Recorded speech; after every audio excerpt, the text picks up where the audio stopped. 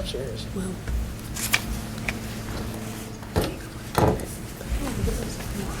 do you have those motions?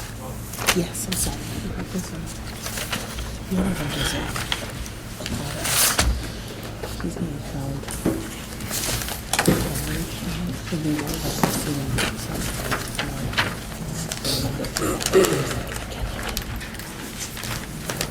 We are on the record. Digital record 47. The case before the court this morning is indictment 12 CR 2258, styled Commonwealth versus Joshua Gouker and Joshua Young. Present for the Commonwealth are Assistant Commonwealth's Attorney Elizabeth Jones Brown, Aaron White, and Detective Scott Russ. Mr. Gouker is present with his attorney Mark Hall, and Mr. Young is present with his two attorneys Pete Schuler and Leslie Smith. Good morning. We're on for a variety of hearings according to the last notice that we sent out following our January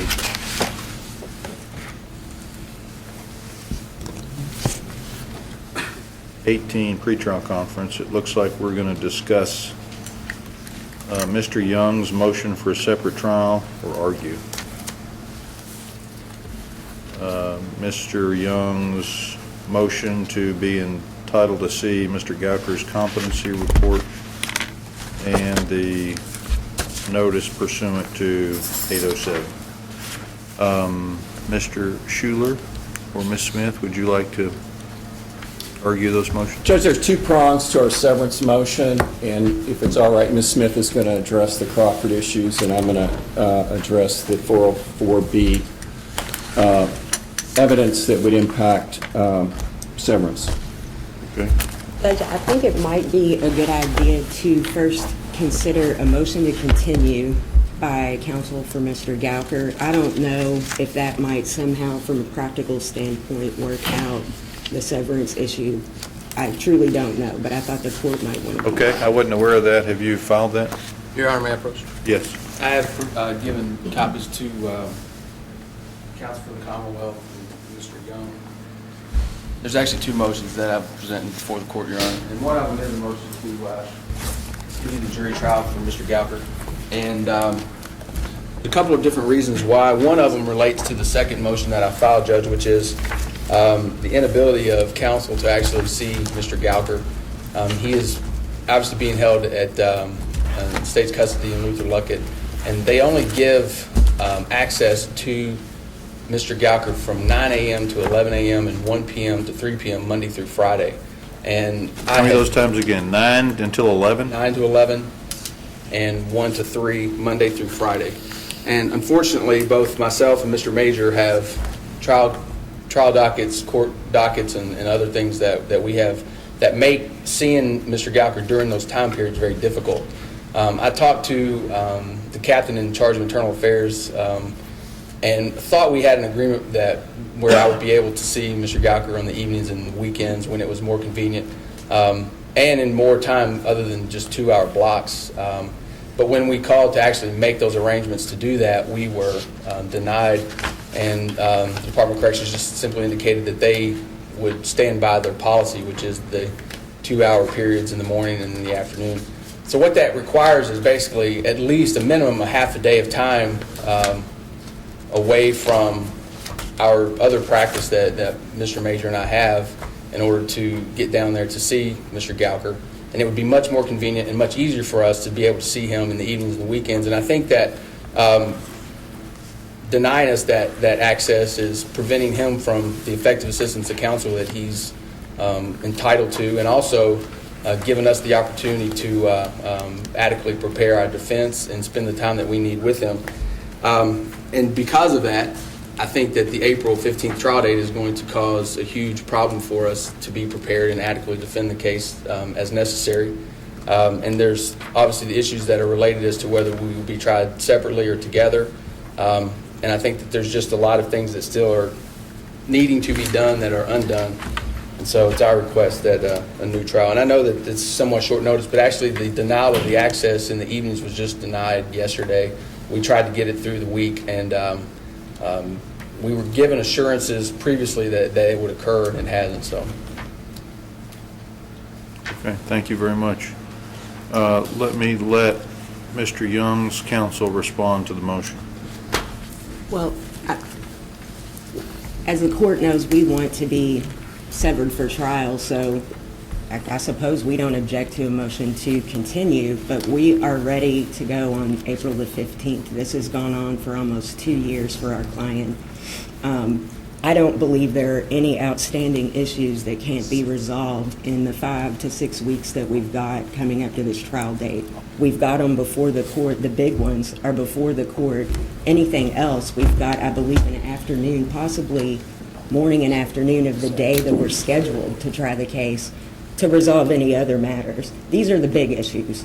And as I said when I indicated the court might want to entertain this motion before I argue severance, and I spoke with the prosecutors, I don't know if they're willing to just go ahead and just try our client that day. But we're ready to go. Okay, thank you. Commonwealth's response. For us, it is important that the defendants be tried together. I think, and I'll argue this more fully when we're actually discussing severance, but I think that the jury needs the full picture of what went on, and so the jury needs both defendants in front of them. So if it's going to cause a severance, I would object to the motion to continue. If we can move both defendants, we can be ready by April 15th, or I understand Mr. Hall's point, we can pick another date, as long as we can keep both defendants together. Thank you very much. Mr. Hall, what if, it appears to be your argument that even if the court intervenes today and orders Luther Luckett to give you and Mr. Major better access to your client, that you would still be not ready for trial on April the 15th? It would be difficult, Your Honor, based on the things that we believe still need to be done. And I understand Mr. Young has been involved in this case, and his indictment has been for much longer, but for Mr. Major and I, we have been in the case since the late fall, and we've worked diligently to try to prepare for the April 15th trial date. But because, and this issue is just being brought before the court, but we've been trying to work it out through the Department of Corrections so that we didn't have to come to the court for intervention for a while now, and we can't get it resolved. So, yes, Your Honor, I think that it's unlikely that we will be prepared on April 15th in order to present an adequate defense based on the issues that have come up.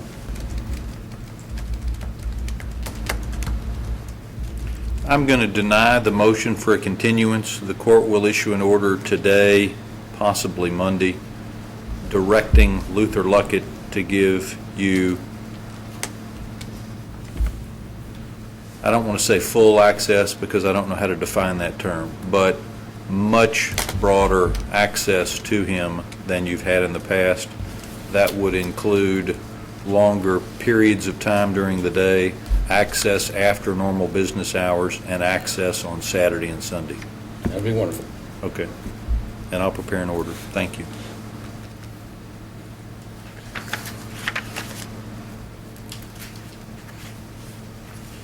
Arguments on the severance Crawford issue?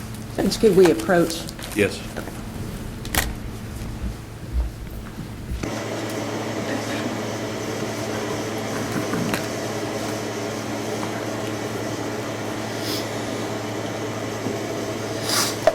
I just felt like it would be more appropriate to do this at the bench because I don't want the court to think that I'm trying to grandstand or anything. And I've done this on other cases when I feel like it's just something that you have to see or hear. But I have clipped portions of this interview from Alabama involving a number of speakerphone telephone calls that I wanted the court to hear. I intended to play it, but I thought I should approach and just make sure that was okay. It is just under 20 minutes long. I clipped it as much as I could. I mean, there's nothing, it's nothing that's not in discovery. It's not something like that, but it's just really critical to this issue, we think. So, Okay. I mean, and I don't know if there's an objection, but it's... And the recordings have been released through discovery? Yes, in the initial round. I haven't heard them. Mr. Hall, do you have any objection to them playing it in the hearing in open court?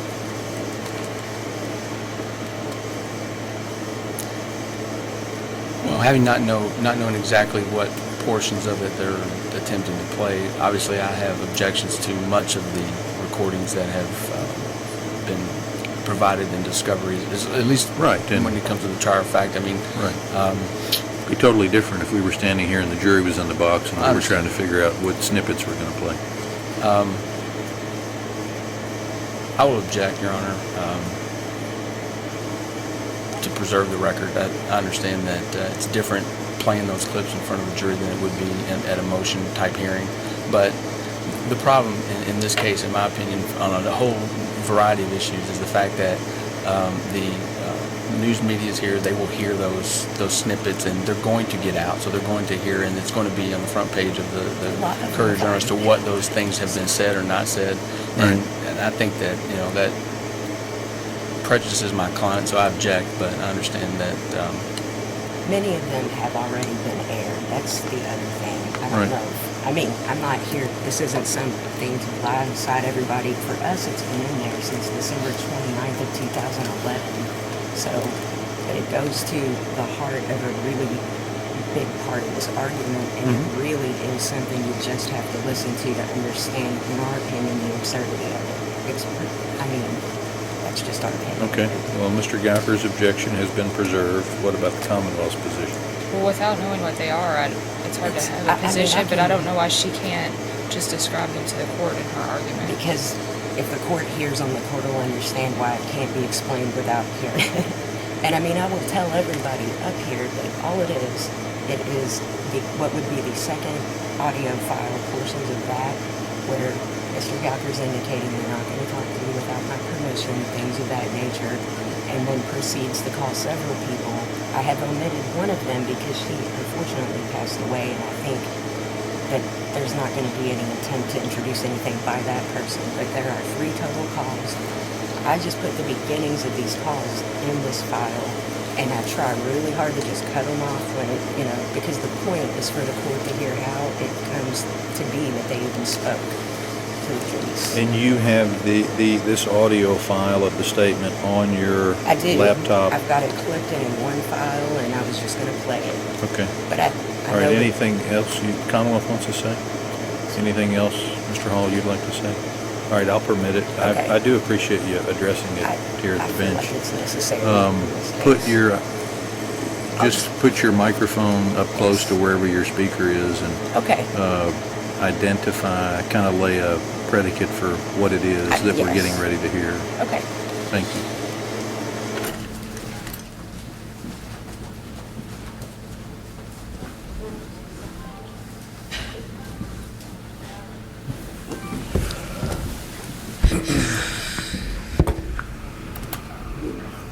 All right, Ms. Smith, are you going to tell us what you're Yes. going to play for us? This is it's a series of clips of audio, and they are from June 22nd, 2011, from the Madison County Police Department, late at night. And I think that's probably as much introduction as is necessary, but this all goes to the severance issue, Judge. Okay. Just making sure that I take it off mute.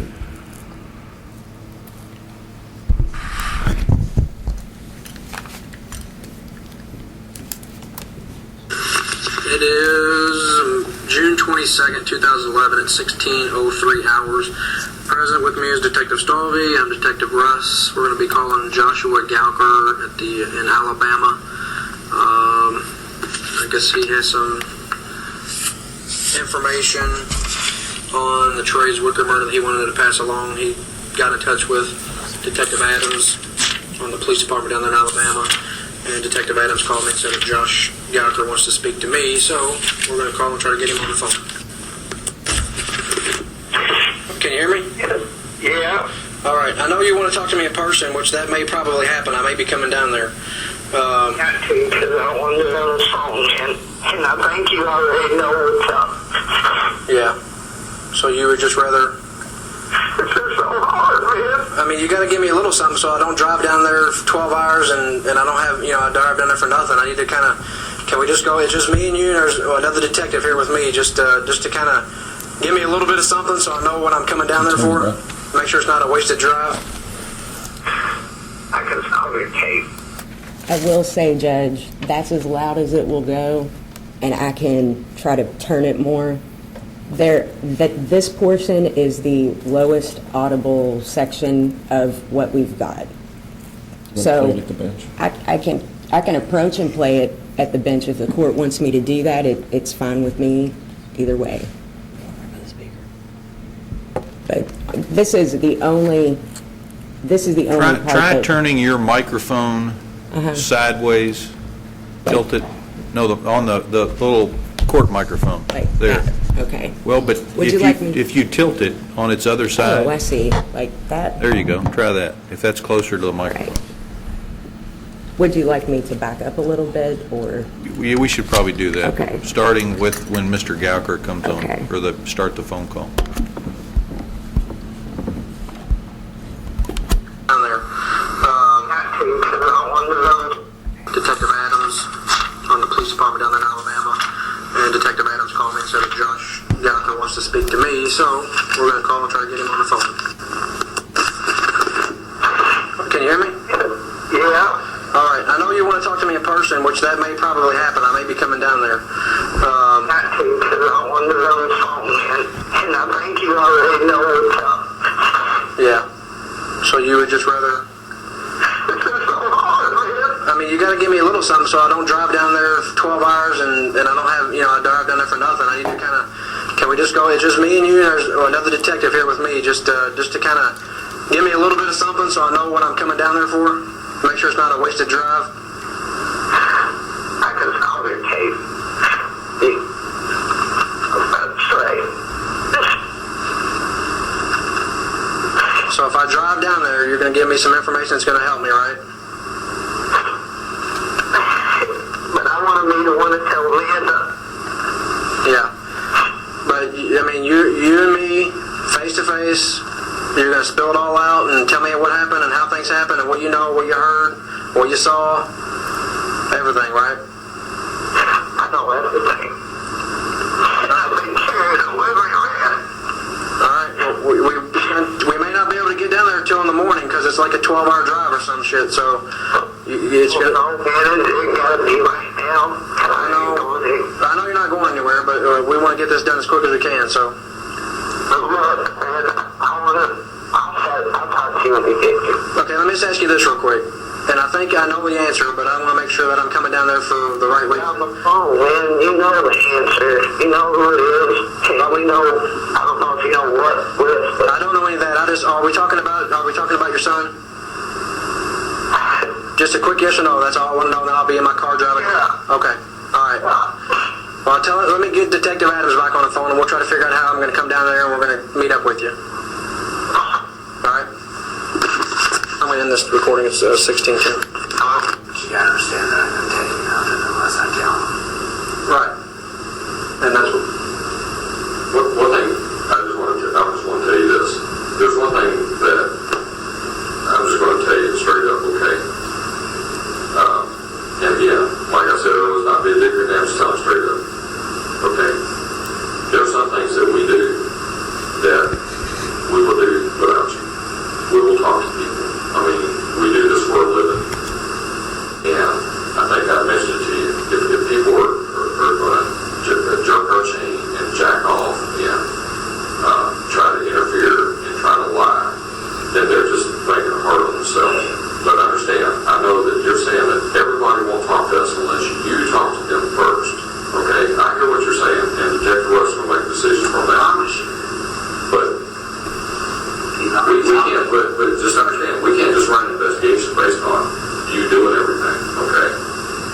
If there was something that, if I went out there right now without you calling and did anything and I talked to them, there's got to be something that's going to make them say, oh shit, I better go ahead and just be straight.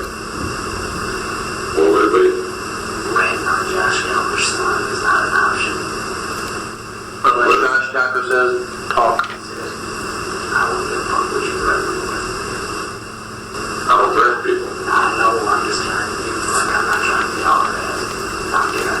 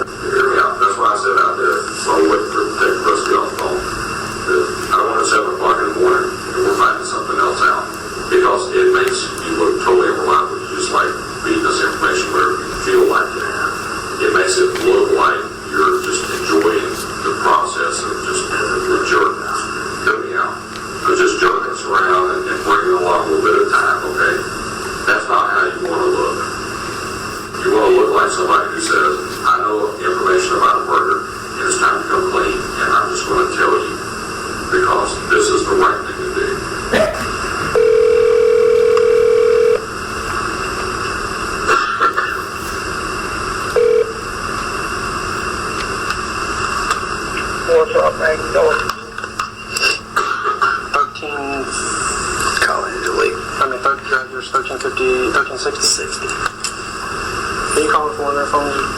What?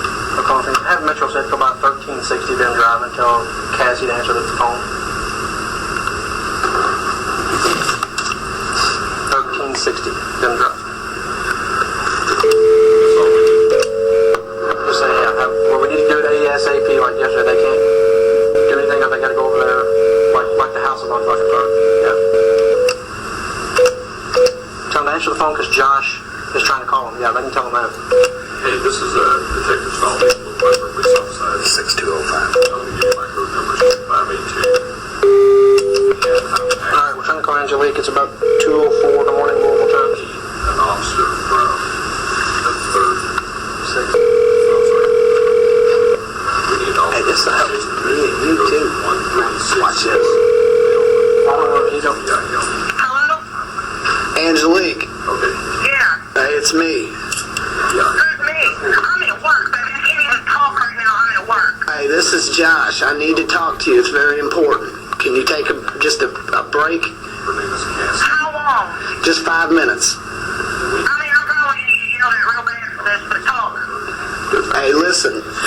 Louisville homicide detectives are here, and they know everything that happened to Trey. You hear me? Yeah, I hear you. What happened? Hey, Angelique, this is Detective Russ with Louisville. I'm down here in Alabama. I just need to know what Josh Jr., Josh Young, told you about what happened. No. No, what? No, he didn't tell me what happened. Angelique. I didn't know what happened. Angelique. Yeah. They know. You're not in any. You're not going to be in any trouble. You're not in trouble for, you're not in trouble for knowing about what happened. All I need to know is what Josh Jr. told you. Nothing.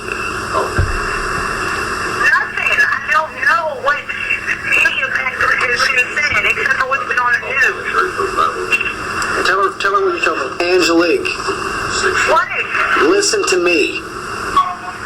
Tell the truth. I need you to tell the truth right now for me. It's okay. I don't know what the truth is. Did Josh Jr.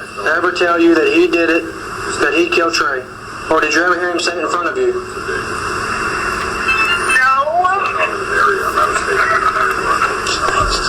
Angelique, you're not in any trouble for just knowing. You didn't participate, you just heard him say it. If you heard him say it, I need you to tell me. I can hear you. I know you're upset and you're crying. You gotta trust Josh and you gotta trust me that you're not in any trouble. Angelique, listen, baby, just tell him the truth. Just tell him the truth. It's okay, because they already know. I just don't want nobody else in trouble. Just tell them, baby. I don't know. Did Josh Jr. tell you he did it? No. That's fine. That's not a problem. All right. Hey, see you later.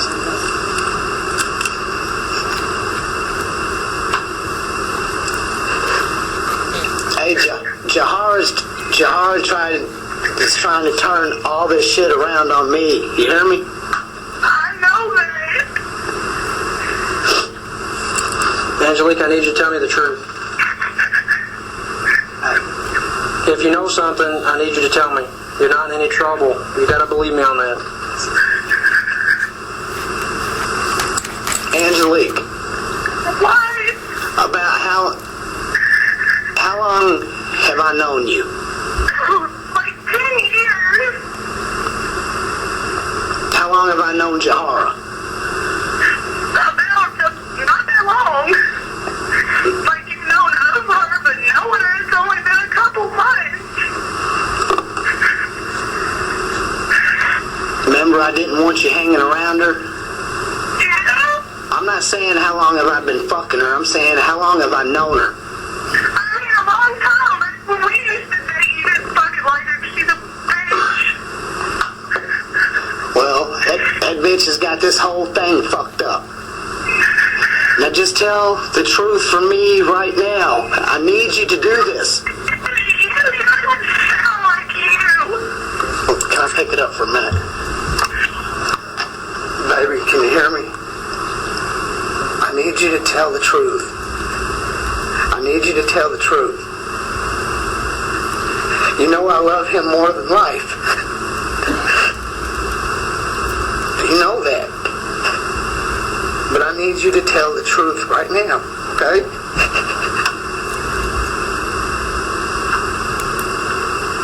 Yes, but I really don't fucking know. She don't think it's me, she said. Okay, I'm telling you, it's really him. I mean, all I know is you tell me something and I know it's you. Okay, it's you. Did Josh Jr. tell you his involvement with killing Trey?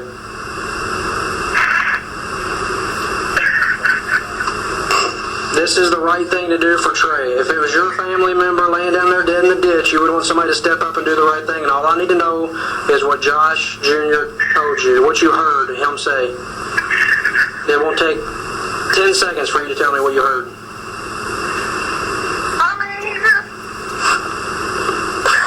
Did Josh Jr. tell you he did it? He killed Trey. Angelique. What? Did Josh Jr. tell you he killed Trey?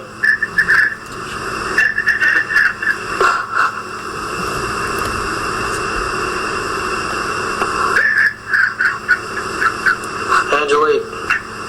Yeah. Are you saying yes to the question or are you just... Yes, I'm here. Okay. Tell me about what he told you. Angelique, if you love us, me and Josh, at all, just tell the truth. Please. Yeah. What did he tell you?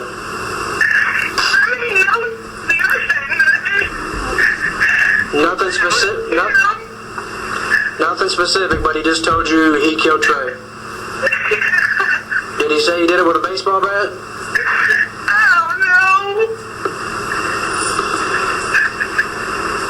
Where did he tell you this at? Where was you all at? Angelique. Tell me exactly what he told you and I'll let you go. You just said the word yeah or yes. Tell me exactly what you heard him say.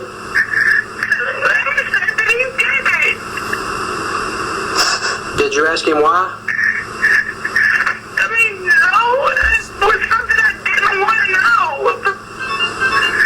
Just try to tell me so I can believe what Josh is telling me. Hello? Cassie, Yeah. what's up? Oh, hi. What are you doing? Listen, they know everything. You hear me? About what? Everything.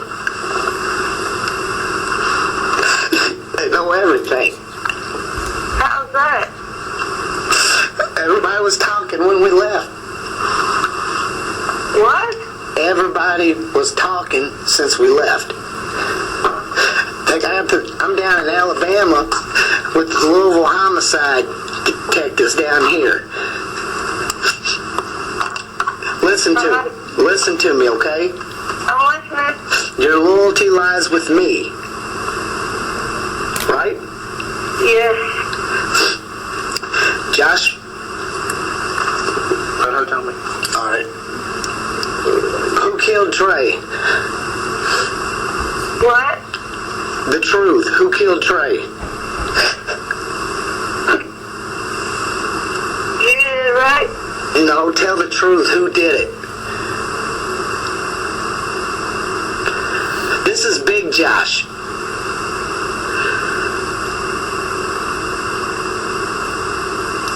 Cassie, What? do you hear me? Yeah. This is Big Josh. Uh-huh. Tell the truth. Who killed Trey? You did it right? I don't know. Tell the truth. Right now, I need you to tell the truth, Cassie. You're not in any trouble. They already know about everything, and you're not going to be in any trouble for a shit. Okay, Cassie, it's Detective Russ from Louisville. I've talked to you a few times at your house, okay? Yes. Tell me about the night that Trey was murdered. Who woke you up in your bedroom? Well, Josh. Okay. Yeah. Hey, just hang on.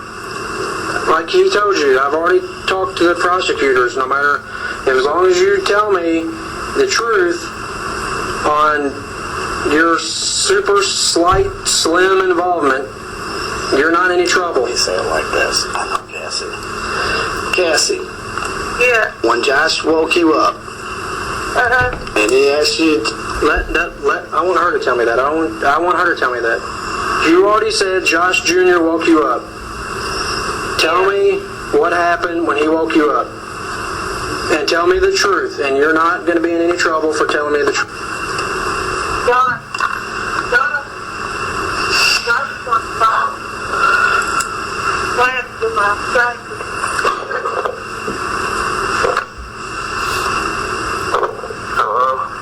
John.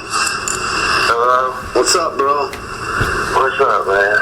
Hey, I'm down here in Alabama. I got Louisville homicide detectives here. They went and seen little Josh yesterday. They know everything. And just so you know, John, this is Detective Russ. I've talked to you before. You and your wife are not in any trouble for what you know, what you saw, what you heard.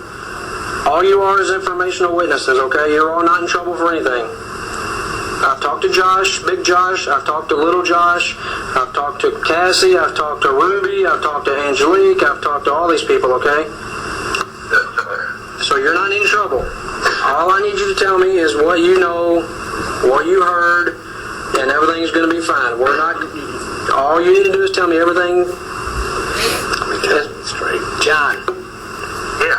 Hey, it's me, man. Just tell them the truth. You hear me? I'm telling you to just tell the truth. Tell me about when you first knew, or how you, tell me who, for one, tell me who killed Trey. And then we'll go from there. How you found out about it, and who told you, and all that stuff. Big Josh told me. And what did he tell you? They told me Trey was dead. And who killed Trey?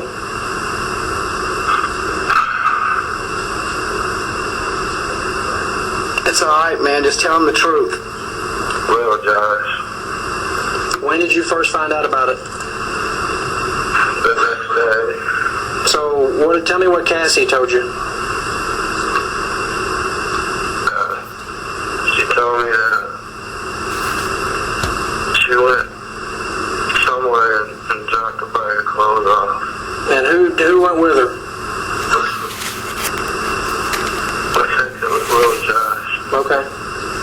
Now, I want to make sure we understand this correctly, though. Because I want to make sure we're clear. Big Josh told you the very next day? Or did Cassie tell you and that's how you found out? Let me go outside. No, I don't want you to ask her. I want you to tell me what you remember if you don't remember. Outside. What's that? He said, let me go outside. Did you say let you go outside? Let me go where I can get back in it. Okay, I'm sorry. I thought you said let me go ask her. I'm sorry. No. Okay, I'm sorry. I can hear you. Okay, tell me when did you first find out, you just said a minute ago you first found out from Big Josh the next day. Did you find out from Big Josh the next day or somebody else? No, Big Josh.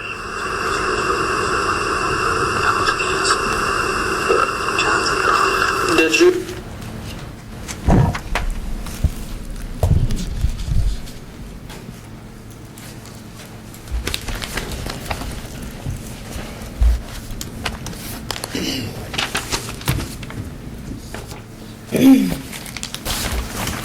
Okay.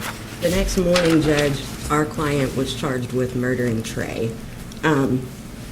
These recordings are in the first round of discovery, as I indicated at the bench. I believe they were filed December 29th, 2011. I will add also as sort of a footnote, I mentioned this at the bench as well, there's another individual who was contacted and has passed away, so I don't believe there's any intention of trying to, by anybody, of trying to bring in any interactions or conversations, involving her. There's another person, too, who was not called that night from Alabama, and she's mentioned, Jahara. So that witness isn't a part of the issue I'm trying to raise by playing this for the court. And as I sat here and listened to this again, I know this might be sort of the cart before the horse, but it seems like the best way to go about arguing this motion, because there's a big part of this that is novel under the Crawford case law. I can't find anything under the Crawford case law involving a witness who is a declarant who is unavailable to testify, in this case because that person has a Fifth Amendment right to remain silent, who coerces statements from other witnesses. But that's what's going on here. There's just no doubt in my mind. And it's not police coercion. That's the irony. It's not police coercion, it's coercion by Mr. Gouker. It's clearly on the tape. Clearly. He's an unavailable witness, and the people who were called provide statements that are the fruits of the actions and conduct of an unavailable witness. He makes it clear, and I'm not trying to assert that these people wouldn't have spoken with anybody because he says they won't talk to you. It's because clearly they weren't going to do that. They demonstrate that they weren't going to do that. So this was actually the last point I was going to make. But while it was still fresh in the court's mind, it is also our motion to exclude the testimony of these people because it's not reliable. The Commonwealth goes, and via Crawford, based on reliability, part of the Commonwealth's argument and its response is, and I will explain why I don't believe that's the law in Kentucky, because Kentucky doesn't follow the Sixth Circuit. It's just persuasive authority. But there's a lot of discussion in the response regarding reliability, corroboration. It's important that the court know that's all we've ever gotten in terms of any proof whatsoever against our client, except for the other two people that I've mentioned, who essentially, it's the same as what the court just heard. That's it. This is not a case where on appeal sometime, because this is something else that comes up in the case law, the appellate courts will frequently say, well, the evidence was so overwhelming, it was harmless error. And a lot of times that's where a defendant, the defendant who is appealing, gave us like a taped statement saying, yes, I did it. And it's clear and it's corroborated and it's trustworthy. We don't have that here. We don't have physical evidence here. The evidence is far from overwhelming. This case is a Sixth Amendment case. This case can be tried only by live witnesses who are extensively cross-examined. And what is going to end up happening if the cases are joined for trial is, because Mr. Gouker essentially orchestrated this crazy story trying to save his own behind once things went bad back here in Kentucky, we are all going to be playing all of these tapes, trying to rebut each other with things, and it's all going to be talking by Mr. Gouker. And that brings me to another point. The evidence, if these cases were severed for trial, I know the Commonwealth is in, and there is case law. We don't want to have to do this twice. That's fine. But if we are separate for trial, we don't want any statements by Mr. Gouker brought in. We'd be happy if we didn't hear his name at all. And it will become immediately apparent that there's no evidence against our client, because that's all there is what the court just heard. That's why it's so critical that they be severed. There are a lot of Sixth Amendment issues. There are Crawford, obviously. Even if we redact, it's not going to get rid of the prejudice that is inevitable. It is inevitable, and there's no other evidence. So just to be clear, the evidence that we want out, and as a result, the practical result would be severance, because there's just no other way to go about it. All statements by Mr. Gouker out. It's Crawford. There's an issue as to whether or not a lot of this stuff is testimonial. Well, but what you want to keep out is what Cassie said, what John said. Well, that's part of it, and I know that I began with that. That's why I'm trying to kind of back up now. all statements by Mr. Gouker because he's an unavailable witness whom we have not had the prior opportunity to cross-examine. And the thing that I started out with was the result of, those statements came as the result of that same unavailable witness, if that makes sense. But you have to look at what Well, isn't it safe to assume that the Commonwealth is going to have Cassie available to testify? Yes, That they're yes. going to have Angelique available to testify? That they're going to I have presume. John? But my point is, what they said were the statements, their statements were made as the result of coercion by an unavailable witness. It's the fruit of someone who's unavailable. And I mean, like I said, I can't find a situation like this. It's very bizarre. I've never seen it before. I don't know anybody else who's seen it before. And it's a novel argument. And I guess kind of to get to the per se Crawford issues, statements by Mr. Gouker, we maintain that they're all testimonial. As the court knows, under Crawford, they have to be testimonial statements, testimonial. And again, this is where Crawford got really vague. After that holding came out, the case law just got really weird. It was clear. It's a hard opinion to understand. The cases that came out after that demonstrate that.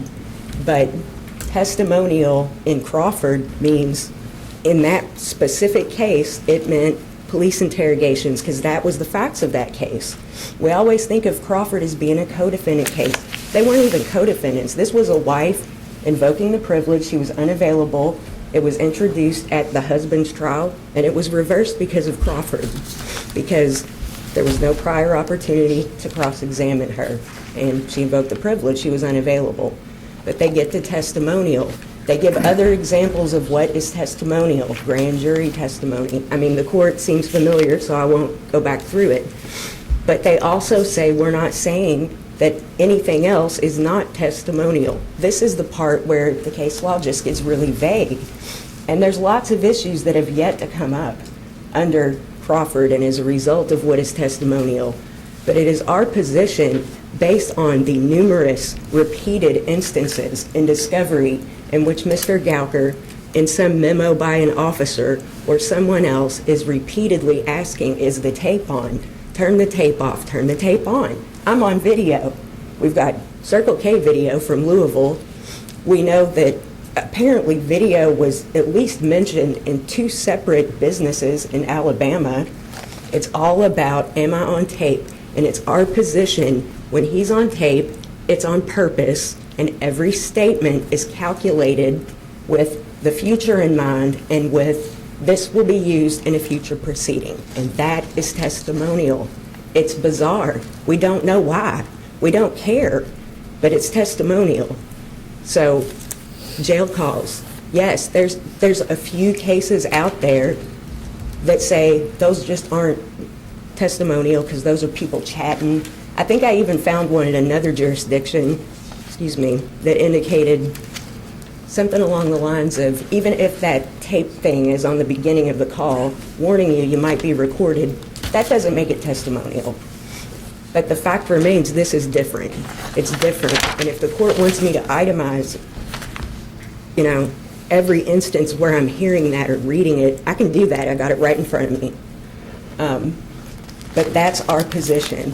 It also is our position, every statement is testimonial. Each of the 4 individuals whom supplemental discovery has been filed on, the people that were incarcerated, who came forward and were interviewed and indicated, this guy's talking or whatever, they were very carefully selected.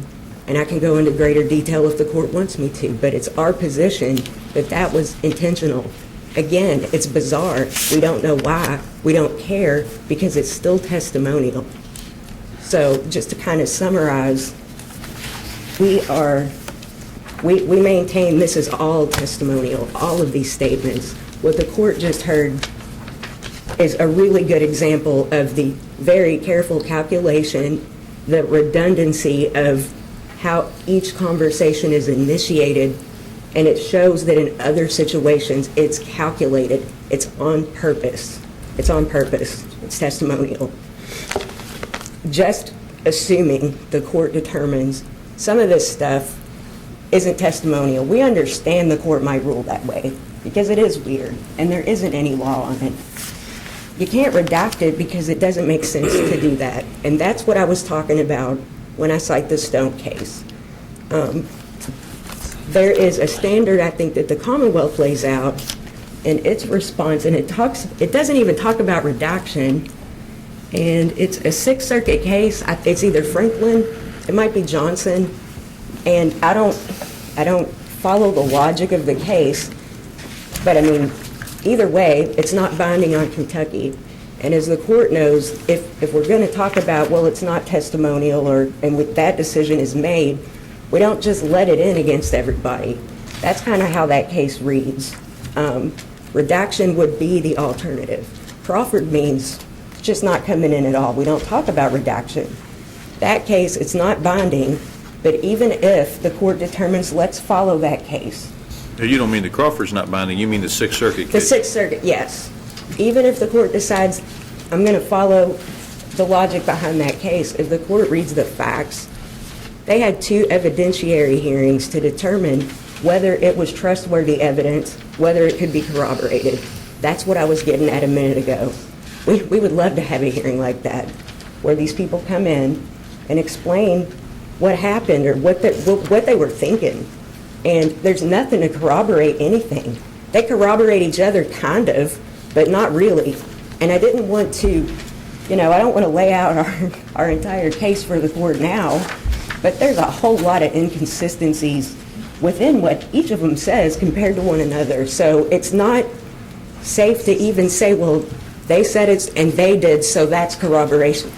That's the purpose of a pretrial hearing. And again, we would be very happy to have one. And I think that is about it. Can you think of anything else we covered on it? Okay. Thanks, Judge. You're welcome. Now, Mr. Schuler, I'm going to suggest that you argue the 404B, and then I'll let the Commonwealth and/or Mr. Hall respond. May we approach 2? Yes.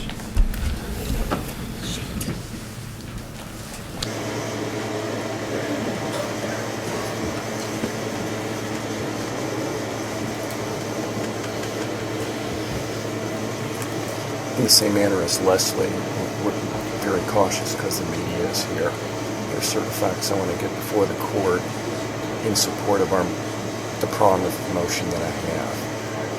I had intended to call Allison Miller, but what she would talk about is stuff that's already in the record. Just to summarize our position. Who is Allison Miller? She was working with the family. She spent over 100 hours with the family.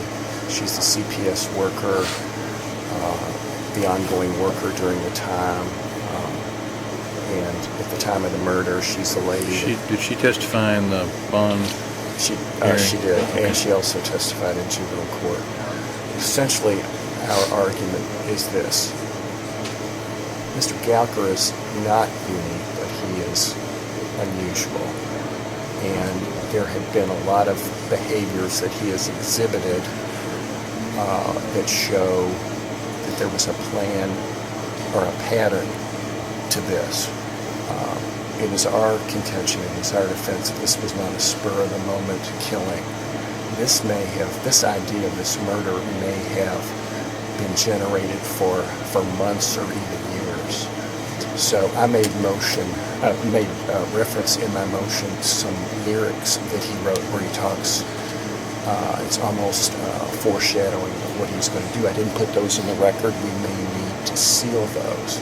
But I've got pages and pages of lyrics where while he was in prison he was discussing killing, and we have a situation where, quite frankly, when we call these witnesses, we have no idea what they're going to say or what they're going to say the truth is, especially Trey's mother, Amanda Campbell, was a victim, and he pretty much had her under lock and key at the time of the murder, gave her drugs, there was a lot of abuse going on. But she had had 2 abortions. That's why, again, I want to be careful not mention that, but I think that's going to be an issue in the trial, and the whole idea is Mr. Gouker was so... Well, it's in discovery. It's been discussed in the media. And also about his power that he has over all of these witnesses. This is not the typical defendant. This is somebody different. We might be able to place him in a category, but he is totally manipulative. He seeks out certain types of women to control.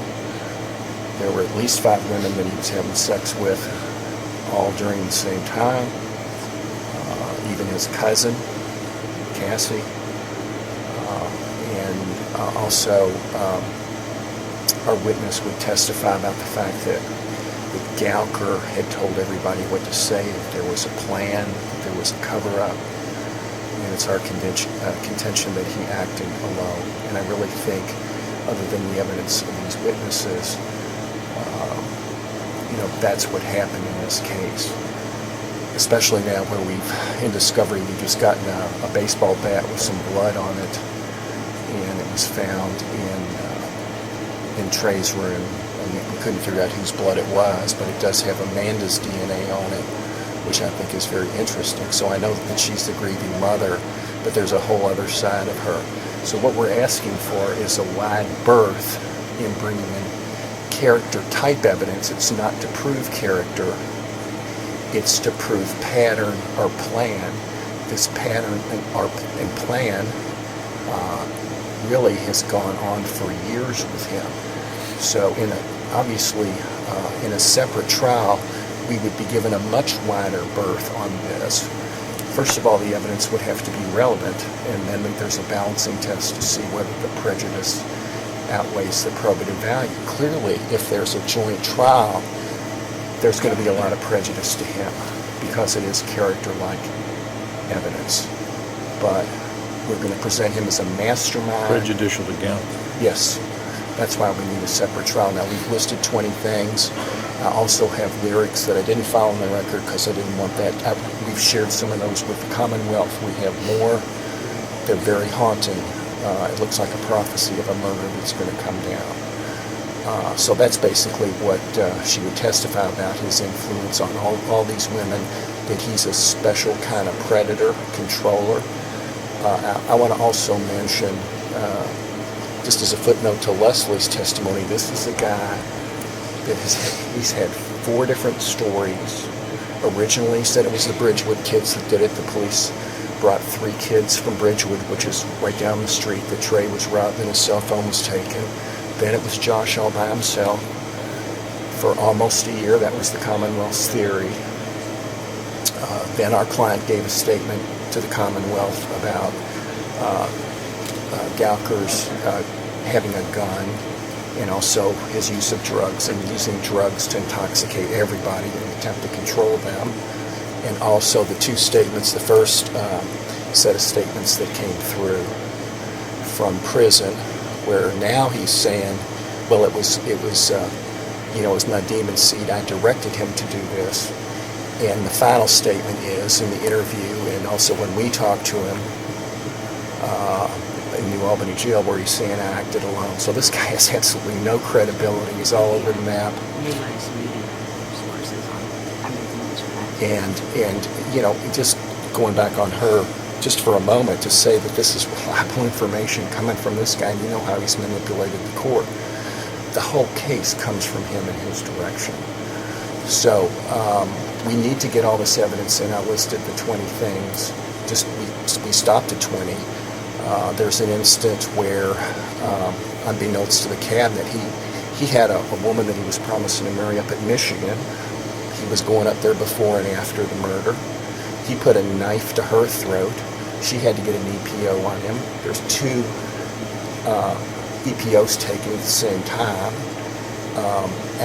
Gouker told Allison in July that he killed Trey.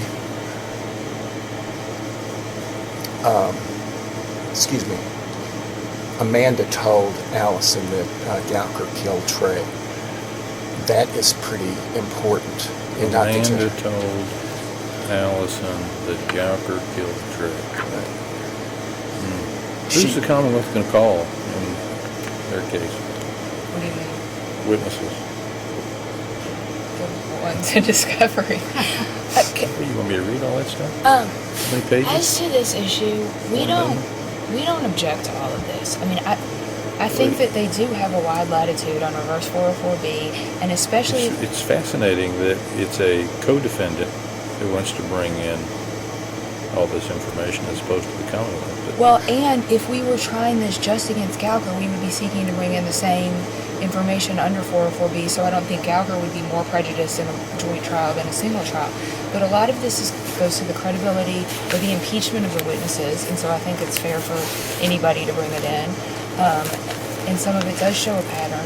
I would object when it goes over the top and does become more probative or more prejudicial than probative. I don't want to mistry the case from the get-go. But, for instance, I don't know that the Michigan stuff, that might just be, and I don't know, obviously this will play out during the trial, but on its face, that seems to be just showing his general propensity to violence, which would not be admissible. However, if it's to show that one of the witnesses knew about it, and that's why they were reacting a certain way, I think that's fair impeachment evidence. Let me just respond to that. When he was, Well, we need to go back on the open record. The media's here for a reason. Okay. They're entitled to hear this stuff. okay. We just know that it's a very. Yeah, I just sensitive wanted kind to of- approach the Right. court and just. Well, it is I very just, sensitive. do we really need Allison Miller to testify? That's why I think I'm protected in the record. It's very powerful, like Leslie's presentation, when it comes from her, because she's a very credible witness. She knows this case better than really anybody. She's lived it. She's spent, like I said, over 100 hours with his family. She knows a lot of stuff. But then we run the danger of, I mean, as fun as that will be for the media, I don't think it's necessary for this hearing, especially since it's already in the record, and we're not contesting its existence in the record. I think that the purpose is not, that's why we're here, and that's why we keep doing it. We want to be clear, we know how dramatic everything is with this May I- case. That's not the purpose. It's because the standards aren't different. We also know we have to give really specific notice per the rule in the case law. We don't want Right. to end up in the middle of the trial and give us notice if the court does leave them together. We're just trying to cover everything and be thorough about it. So, like he's saying, that the Yeah. record is complete. and Let me give Mr. Hall an opportunity to First of all, Your Honor, articulate his I'd like to position. state that I've been purposefully quiet on a number of these things. Won't say why, but purposefully quiet. However, as to this particular issue, I don't think I can, and I've got a huge objection to the motion that that Mr. Young has filed for a couple of reasons. One, and I'm not trying to impugn anyone here, and it could be something that I've overlooked, although I don't think so. I made an ex parte motion for a complete copy of the dependency, neglect, and abuse case of all of both of the defendants, Mr. Young, Mr. Gouker, and then also the family of the deceased, Mr. Zwicker. And I granted that, didn't I? No, sir. You denied the didn't? motion and said that it should have been made publicly, not ex parte. But Okay. since that time, I've found out that both the Commonwealth and Mr. Young have at least a redacted version of those files, which I don't. So I'm curious as to why. So I have a problem with Ms. Miller testifying because she's definitely going to talk about things that I, at this point, don't really know anything about other than just what I assume because I'm familiar with dependency, neglect, and abuse cases. I would like an unredacted copy of all of those files because I believe that there's information in there that may have a huge impact on my client's defense that has nothing, and I don't understand the parties that are, for instance, Mr. Gouker is a party to at least Mr. Young's dependency, neglect, and abuse case. So a redacted version, he's a party to it. He should be able to walk down there and just get a copy of it, but they won't give it to us. So, and as to Mr. Zwicker, Miss Campbell, who's married to Mr. Gouker, was at the time of these dependency, neglect, and abuse cases were going on, she would be a party. Therefore, that would indirectly make Mr. Gouker a party. And these records, number one, should be disclosed, and two, shouldn't be redacted. Now, I haven't filed the formal written motion to do that yet, and I will do that. But I think it would be unfair to allow Ms. Miller to testify about things that at this point I don't have access to. And the other thing that I have an objection to is each one of the 20-plus things that Mr. Young has stated in the motion as possibly being relevant and necessary to be brought before the court for whatever reason. And I understand what Mr. Schuler is saying about the intent and the motive and things like that, and I understand that's their theory. But some of those things, from what I could gather, was ageless. I mean, they were 12 years old, 10 years old, 8 years old. I mean, these are really old instances of things that have nothing to do with anything related to the trial of this matter and whether Mr. Gouker or Mr. Young is innocent or guilty. And I just think that it's almost as if we need to take each one of those 20 things piece by piece to determine whether they're admissible or not, as opposed to one blanket, here we go. And at this point, I don't know that, for instance, they mentioned a domestic violence petition that Mr. Gouker was charged with, or someone had brought against him.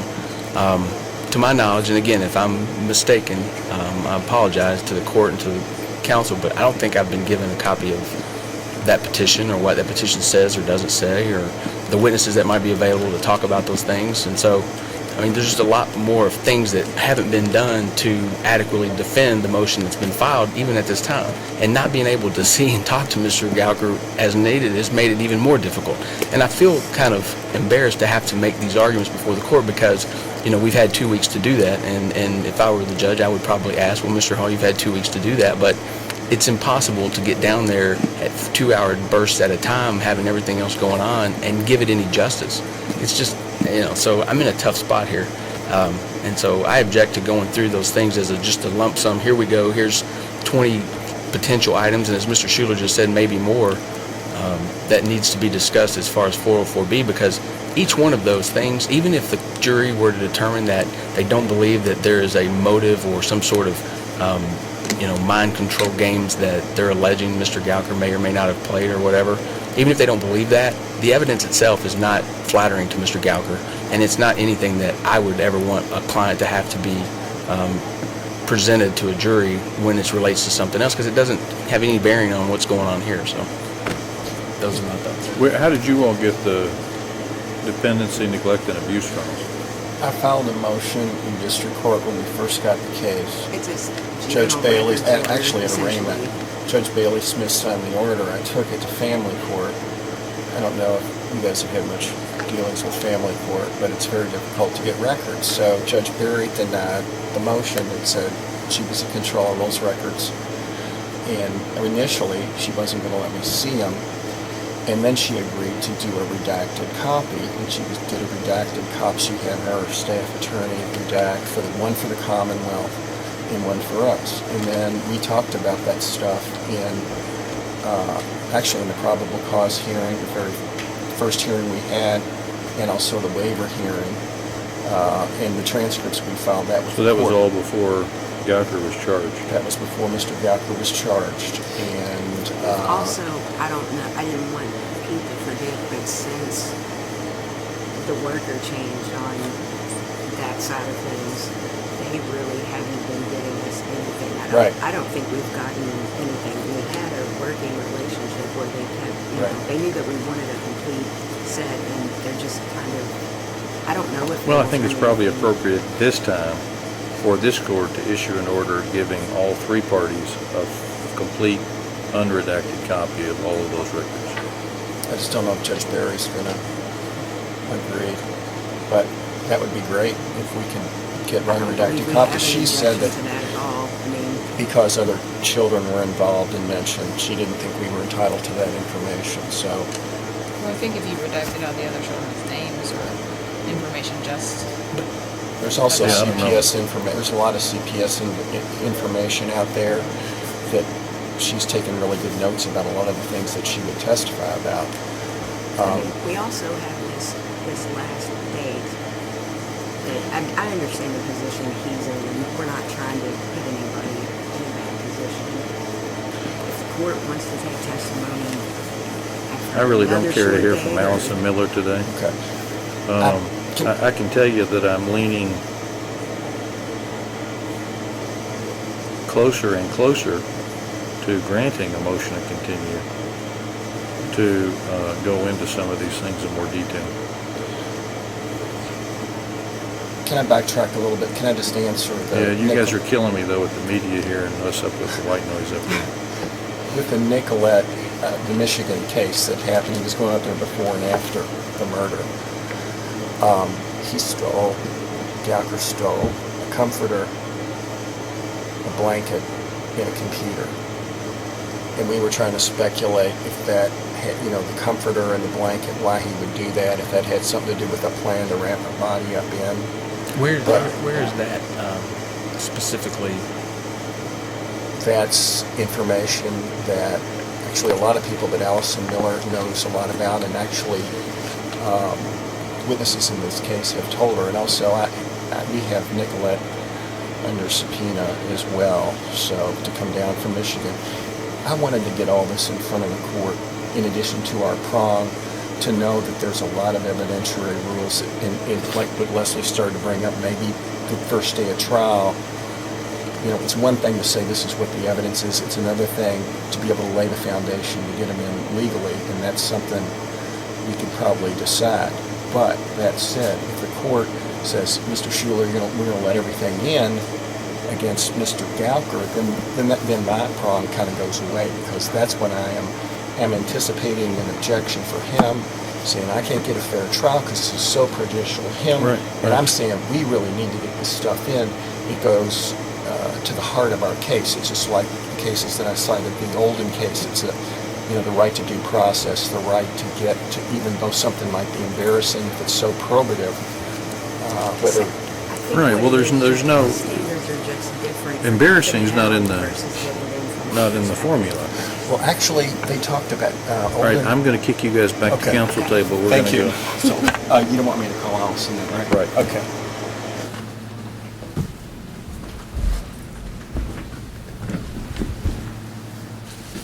All right, we,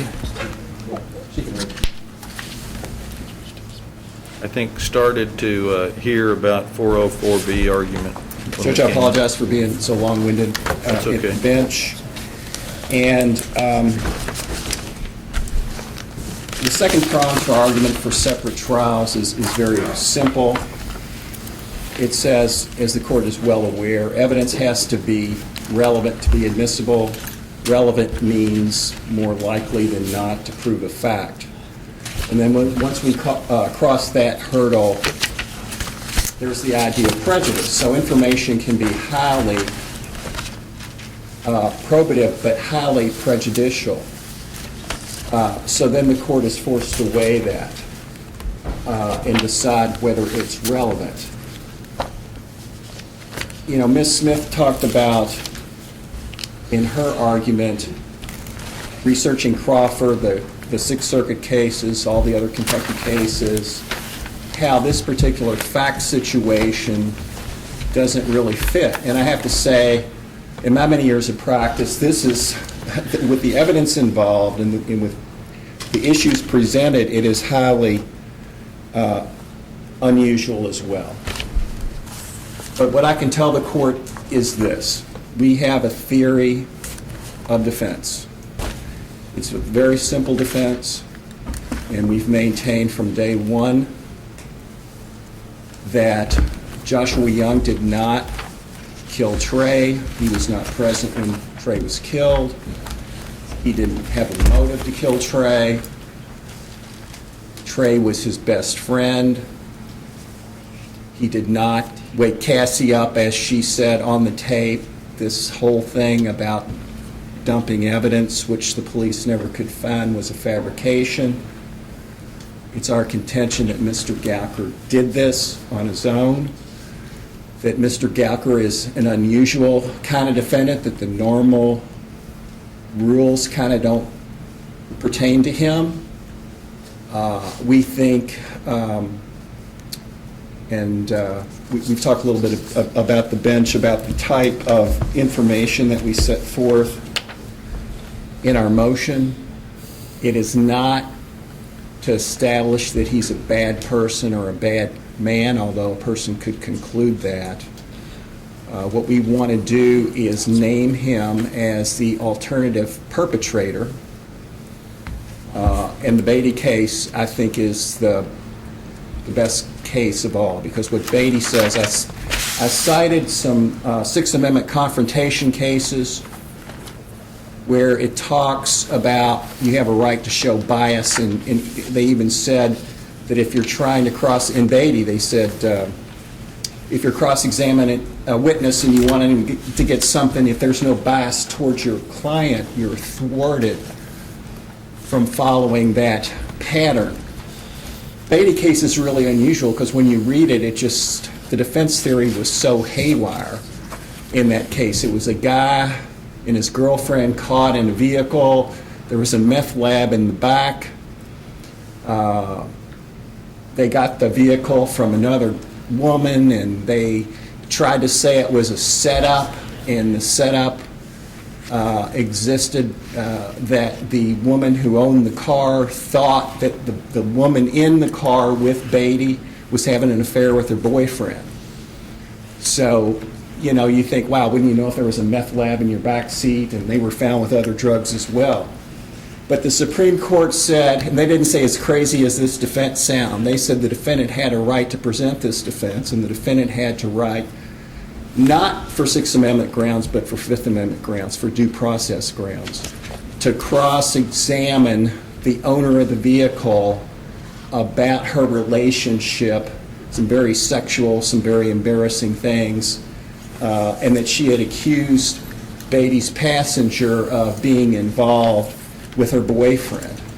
And for that, Beatty got a new trial. Now, on the alternative perpetrator, a lot of times you think it's not going to be the co-defendant, it's going to be somebody else that's not on trial. That's what else is unusual about this. And this was our defense before Mr. Gouker was joined almost a year later. So the alternative perpetrator now, the Commonwealth believes that he's involved. He's actually here with us.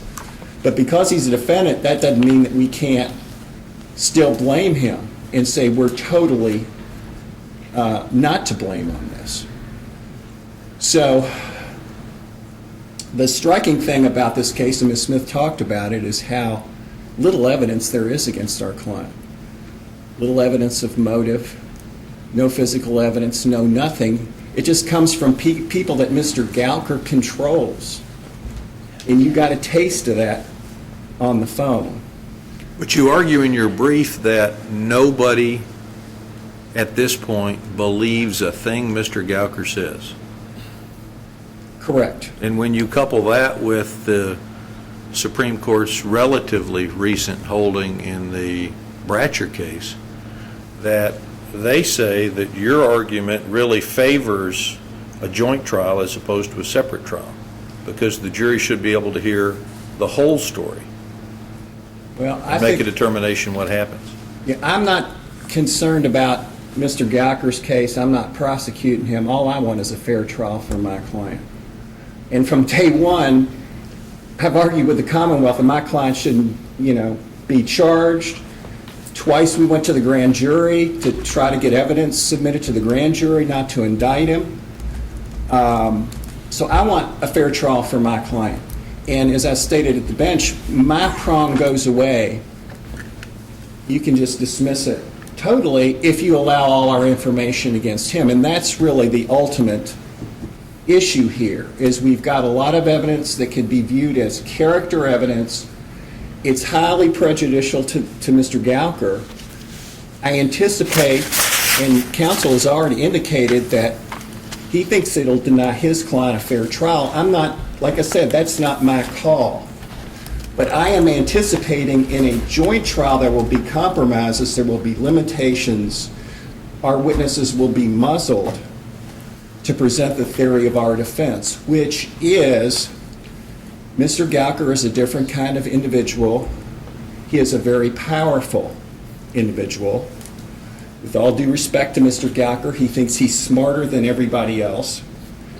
I certainly can't figure out what his motives were when he first said the Bridgestone kids did it, or the Bridgewood kids did it, when he said Josh did it by himself, when he tells the snitches I was the mastermind, when he tells the Courier-Journal, I did it on my own, and when he tells Lisa Butler and Joe Miller that he did it on his own. So, I don't know. I know he's got a plan in mind. I don't know if it's, other people would think it's really rational. I don't know what he's trying to do with all this stuff. But Leslie was right. Every time he says a word, he knows it's going to be used as evidence on down the line.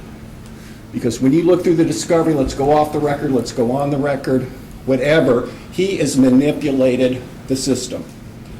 So we have to show him as he is, how powerful a man he is. He used violence, he's used sex, and he's used drugs to control people that are a lot weaker than he is, especially women. That needs to come out. And especially his motive, which I think is overwhelming for wanting to kill Trey, is because Amanda had her situation with her pregnancy, and it just crushed him. Not because, I would submit to the court, he is an outstanding father, because that is seen as a slight to him. And it's not the only time that ever happened. So, like I said, Judge, it depends on how you rule on all our evidence, and I would agree, we can assert this evidence. That's why we raised it I raised it a couple months before trial to know where we're headed. There will be a time where we have to examine it. It'd probably take the whole day to do it. We would present the information outside the hearing of the jury, I guess before the even jury was sworn. You would determine whether it's relevant and admissible, and whether we could lay the proper foundation to get it in. So we might even have situations, we have a situation now with a deceased witness, so we're not going to, there was a mention about Ruby taking drugs to Mr. Gouker when he was in prison to demonstrate his control even over his own mother. That's probably going to go away now because she has passed. So it's things like that. We can determine admissibility later, but I wanted the court to know that these are dynamite issues. They are essential to our case, and if the court says something's going to prejudice Mr. Gouker, the only remedy is to grant us a trial apart from Mr. Gouker. Thank you. Thank you, Mr. Schuler. Mr. Hall, do you want to respond? Your Honor, I'd simply like to say that we join in the motion for obviously separate reasons, but we do request that the court enter an order separating the trials. We do believe that we should be tried separately from Mr. Young. They made two separate arguments as to why the Crawford issue regarding statements and things that have been made, as well as the 404B evidence. As I indicated at the bench, I believe that the 404B issue is due to things that need to be done related to some of the information and some of the allegations that have been set forth specifically in the 404B specifics that they talk about. I think that needs to be possibly reviewed by the court individually as to what they are, what those things may be, what the evidence would be, and how it would affect Mr. Gouker and the admissibility of those things. But I do believe that separating the trials is in Mr. Gouker's interest, and I do believe that he would not be able to receive a fair trial unless the two trials were separate. And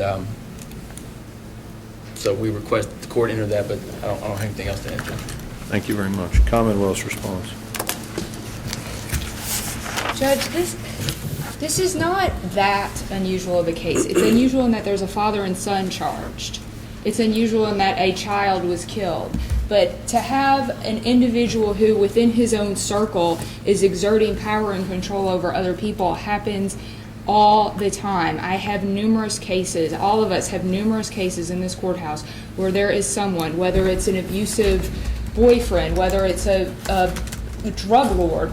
There are defendants all over this courthouse who have exerted control and have potentially coerced the testimony of co-defendants, of witnesses, of whoever, and we deal with it through the rules of evidence. As for the 404B evidence, we would be seeking to introduce some of that against Mr. Gouker anyway, even if the counts were, or the defendants were severed. Some of that evidence is, I think, relevant. It's more probative than prejudicial. Some of it may not be, and I think we would benefit when we all have more time to go through point by point the 20-plus issues that they want to get in. I don't think that's a reason to sever the defendants.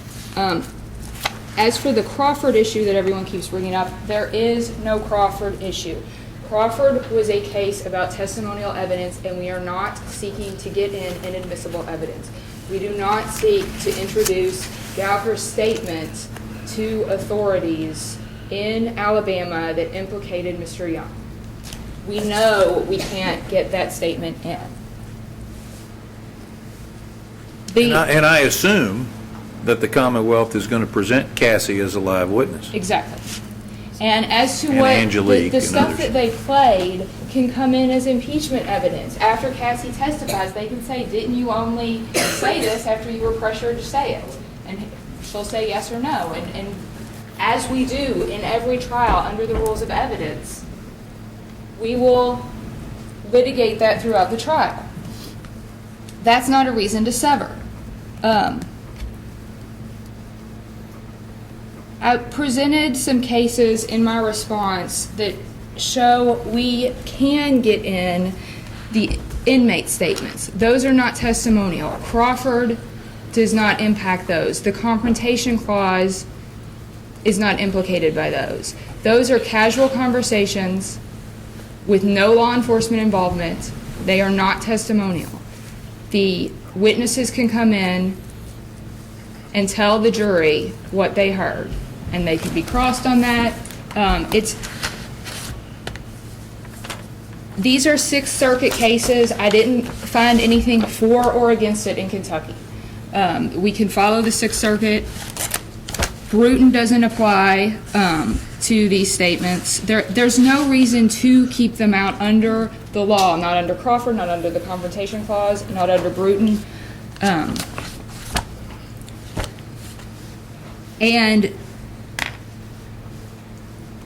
there are Kentucky cases, there are cases all over the country that say jail calls are not testimonial. Casual conversations are not testimonial.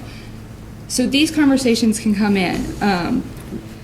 We do have to show an indicia of reliability, and the inconsistencies are not a reason that they are unreliable. What we would have to get into is, were these people, what was the relationship between the speaker, which would be Gouker, and the witness? Were they in the same cell? Were they on the same work detail? Obviously, if Gouker just walks up and blurts this out to somebody as he's passing in the yard, that is probably not a reliable statement. We would have to establish that they had developed some sort of relationship where they were engaging in conversations that were presumed to be truthful at that point. So yes, we would have to have further hearings to establish the indicia of reliability to allow those statements in. But that doesn't then lead to the proposition that we have to have separate trials. So we think under the case law, these defendants are properly joined. The jury needs to hear the whole story. I do not think the 404B evidence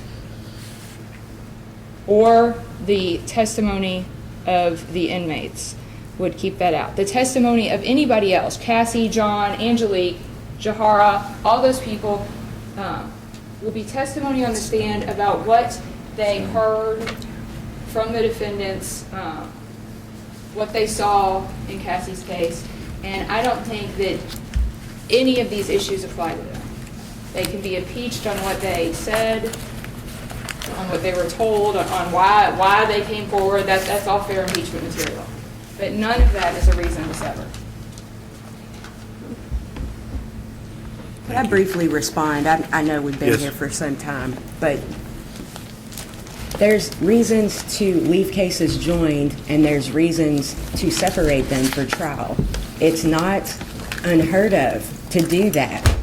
I started out by saying the appellate cases will say, well, it was harmless error. The evidence was overwhelming. I cannot say emphatically enough that pretty much what the court heard, that 20-minute piece of information, plus two other people that basically cave in to the pressure that they're subjected to, that's it against Young. That's it. That's it. It's an issue here, Judge. Witnesses have to get up there and be crossed. And I understand the rationale that everybody's put on the record about various people that we're told are going to be here. I wouldn't expect that just wouldn't happen and then all these statements come in. I'm talking about Mr. Gouker, and that's exactly the point that I made from the beginning. Yeah, we can impeach everybody with stuff that we say is not admissible right now as we stand here. It puts us in a terrible position. We're having to try to impeach somebody who never takes the witness stand with statements that we are currently saying should not come into evidence. It becomes a merry-go-round. At the end of a joint trial, we will all look back and hear nothing but Mr. Gouker, and that's all there is, and we never get to cross him. That's what we're saying. As for 404, one footnote to this entire issue, the standards, for example, for counsel for Mr. Gouker. Let me stop you, though, for a minute. Okay. Here's a question I want to present to the Commonwealth. What we heard on that tape, the phone calls that were participated in by Mr. Gouker, Detective Russ, Detective Falvey, to Cassie, and to Angelique, and to John, does the Commonwealth expect to present those? No, we would present that through Tapes. live testimony of those witnesses. And again, that puts us in a position, Judge, of having to, well, now this came in and we're saying it doesn't come in, and now we get to impeach with what we are saying today is inadmissible. I mean, there's a very well-known case that's wrapping up, a floor up from us, and they were severed, and I don't know the procedural history, but I know that it happened for a reason. Well, they were severed by agreement, is my understanding. I don't know. The Commonwealth severed those. Right. Well, in the midst of the oral argument regarding severance, I mean, and there was a very hotly debated severance case upstairs with Ms. Jones-Brown. I mean, they get severed is my point. This one Well, is more... I tried the Bratcher case, and, I remember that case, and I remember the various statements that came in to the two defendants and what they said back and forth to each other. There wasn't as many third-party statements. Well, But here's a quote. In fact, in a case where one defendant denies any involvement in the crime and places all the blame on the other, that the only claim of prejudice is that the defendants pointed the finger at each other may actually justify joinder. Now, that may be factually different from what we have. Neither antagonistic defenses nor the fact that the evidence for or against one defendant incriminates the other amounts by itself to unfair prejudice. That different defendants alleged to have been involved in the same transaction and have conflicting versions of what took place, or to the extent in which they participated in it, is a reason for rather than against a joint trial. If one is lying, it is easier for the truth to be determined if all are required to be tried together. yes, except when the statements keep, well, number one, we maintain redaction, first of all, is not out the window if the court deems that these statements Right. are not testimonial. I don't know where that idea came up in the case that the Commonwealth cites. I mean, clearly the case says that, and the alternative to redaction apparently for the Sixth Circuit, because the word redaction's not in that opinion. That's the weird thing about these Crawford cases. As soon as a determination is made, it's not testimonial, who knows what the ruling will be in the appellate courts, because sometimes it's redacted, sometimes it just all comes in against both people, and the rationale behind that doesn't make sense. Well, and we all know how difficult redaction is. And it's, well, if it protects somebody's rights, we maintain that that's what has to be done. I mean, I know the last, maybe not the last time before, the court said to be prepared to look at redactions when we Right, come and back. And I mean, Not there yet. we will have to do that. It's inevitable. So the thing about this case, and I understand what the court just read, it makes sense, but the fact remains that in this case, there have been, I think we might be pushing 7 or 8 versions by one defendant about what happened, and it becomes a merry-go-round. We are going to spend 90% of our time at the bench. There is no way. When you talk about 404 issues, which I'm not going to get into in depth, but it's clear in the case law, there is a different standard for us to give 404 notice as to any witness than there is for another defendant to try to keep 404 out. It's different. There's going to be stuff that comes in at one and not the other. That is why, again, one of the principles in the appellate case law is the evidence will be the same. Well, we'll have CSU people, we'll have people that arrived at the scene, we'll have all that, but there is no way. These will be completely different trials if they are severed, completely. Okay. Can I just say one other thing? The snitch testimony, 4 snitches, okay? We know it's kind of unreliable anyway. Hearsay is excluded from a case according to the rules unless there's a specific exception. Gouker says to snitch 1, I'm the mastermind, I had Demon C killed. Okay? Clearly hearsay. Is it admissible against Gouker? Yes. It's a statement against interest. Is it admissible against Young?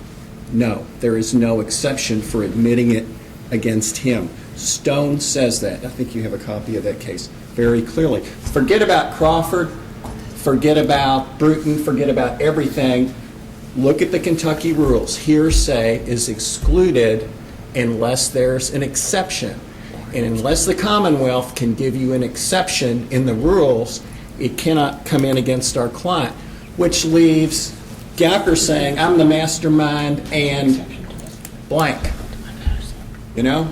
What would the jury think about that? First, you got the rule of completeness and all the credibility problems and everything else. It turns meaningless against him. At his trial, they could say, Well, the redaction should be, I'm the mastermind. Not I'm the mastermind and. Oh, yeah, I'm the mastermind. Great. But what does that mean? Does that lead to the assumption that he got somebody else to do it? That's what the jury would think. You know, that fits nicely into their theory. It's misleading. That's why we have to have a separate trial. If they want to say, I'm the master, he said one time, I'm the mastermind and my son did it, it can come in against him. It can't come in against us. It's simple hearsay. Stone is exactly on point. Thank you. Your Honor, I apologize. I have another hearing in another murder case, and if I may. You believe that a 2-hour limit really meant that? I really did. And I would ask to be excused, and I would also ask, I would just like to say for the record that an admission by a defendant is not hearsay. It is not hearsay. It is not hearsay. Following the Kentucky rules, it is not hearsay. Well, and may I be excused? The statement that inculpates the speaker Right. is not hearsay. Correct. But it is if it inculpates the co-defendant. Well, then it's yes, that is a separate issue, but the way that defense counsel for Mr. Young has been presenting it is that everything that Mr. Gouker has said is hearsay, and that is incorrect. And there are items that are admissible as hearsay, and there are things that are not hearsay specifically, and his admissions that implicate himself or not. And may I please be excused? All right, well, I'm going to bring our hearing to a conclusion. You're excused. Thank you, sir. That lawyer. I know that we had other issues that we wanted to take up, and I'm going to take those under submission. Thanks. I don't need arguments on those. We do have our next regularly scheduled, our final pretrial conference is March 22 at 9 a.m. Judge, can I just say one thing about that? We already submitted on that other issue, and I did that little 2-page thing. And if I'm denied I'd like to know if I'm going to be denied on that, then I'll submit a Barroso motion on getting his competency? KCPC stuff, because we need to have that information. At least you could look at it and see if we're entitled to that, because we need that to be able to further present our defense. The other was a notice that we already discussed last time. Right. But we would like, if the court would, it makes all the difference in the world whether we're going to prepare for a joint trial or a separate trial. And if the court could give us a ruling as soon as possible on that, so we'll know how to proceed with that. And we'd appreciate that. Thank you. And on March 22nd, I don't have anything else on the docket that day, so we'll spend more time than we normally do. We'll have lots of things to take up. We'll also have to talk about the My CJ rulings- video. My rulings will be to you prior to that. Thank you. Appreciate it. Thank you all very much.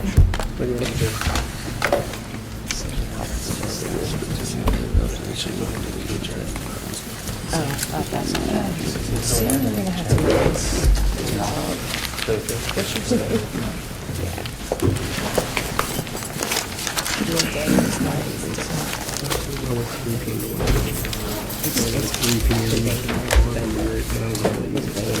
Wait, you want to come in? Doesn't that